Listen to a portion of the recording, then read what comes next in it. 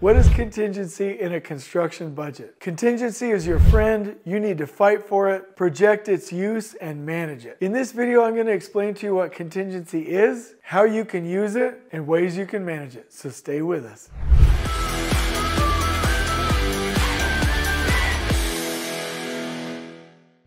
In construction budgeting, contingency is an allotment of money that is set aside for unforeseen conditions or events. So that contingency really provides a buffer for those uncertainties. The purpose of those contingencies is to mitigate the impact of those financial risks on the overall total project budget or your guaranteed maximum price. So let me tell you, when I was a project superintendent running projects, I would always want to see what I was projecting for contingency use. Some projects will say, hey, our contingency is set at 3%, it's at 5%, 7 or 10, whatever it was, and then you know the overall total amount for design contingency and then a contractor contingency, right? I always wanted to know what that number was and what risks we were anticipating to use it for. So let me explain this. And first, let me say one thing just as a side note. If we have financial contingency,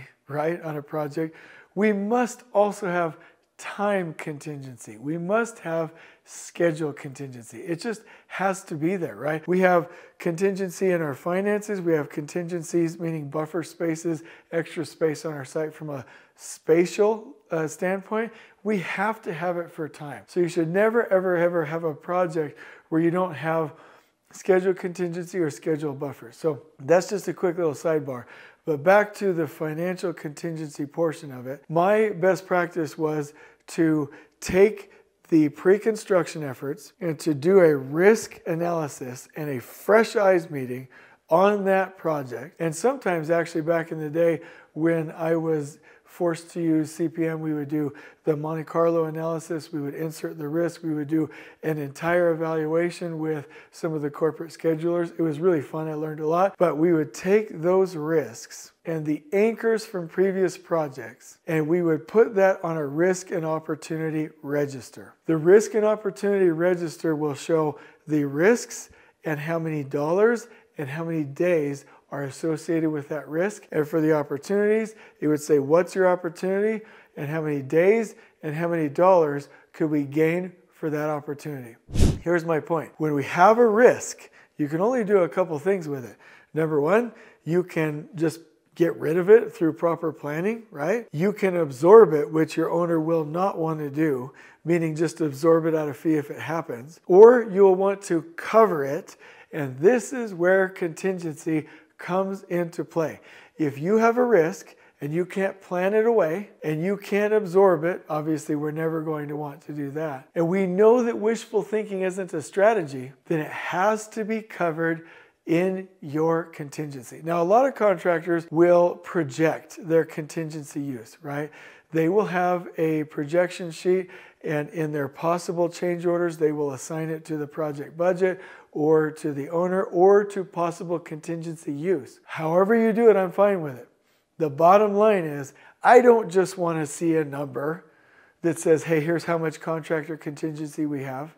I don't want to see that number. I want to see the number or how much money we have and how much from that risk analysis we are projected to use. Now, I typically like to go worst case scenario. At best, it would be like, we're going to put like a 60 or 80% probability on these and see how much money we are going to possibly use. Okay, here's why. Here's why. If I see that we have $1.3 million and I, from the risk and opportunity register, already know that we're projecting to use $900,000 of that, and we haven't even barely started the project, that leaves me with 400 grand to finish a 2-3 year project. We're in trouble. We need to have some discussions. We need to dig in. We need to be more aggressive when it comes to change orders and not just blindly cover everything, every change order with contingency. It's going to help me manage that bucket, okay? So this is my introductory explanation, my introductory story. If you're a construction manager, if you're a PM, a superintendent, you got to know the numbers. You got to know what you're projecting from that contingency bucket, because you will have all of your other budget line items, right? You will have your subcontracts, you will have your general conditions, your general requirements, you will have your fee, but you will have a line item that says contingency for unforeseen events and conditions, but you also know possible risks, how much of that is projected that you think you'll have to use, okay? So that's starting out. Now, let me also say there are some best practices, and I'm also going to tell you some things that you would use contingency for. So let's do this right now. So first and foremost, contingencies are for unforeseen conditions. So this could be weather delays, this could be impacts to the schedule, this also could be changes in design, this could be changes in the regulatory requirements in the region that you're in with the authorities having jurisdiction. It's basically there to cover things we could not see. It is not to cover things we could have seen. That's why pre-planning is crucial. The next concept I want to talk about is risk management. So you can't manage risks unless you remove the risks, absorb the risks, or cover the risks. So your contingency is a crucial part of your risk management system, and if done properly will provide certainty, more certainty at least, for the end date and for you being able to reach your cap on your budget, which in most cases is your guaranteed maximum price. Another concept I want to talk about, there are only two types of contingencies. That's design contingency, which are for modifications to the project's design, and that will reduce as the design finishes, and contractor contingency or construction contingency if you want to consider it owner and contractor contingency. And I've actually seen it broken out to where the owner has their own bucket and their contractor has their own bucket. I like to look at it as design and construction contingency, which are for the unforeseen conditions and events that may happen during the construction phase. The other thing I want to talk about is the contingency amount.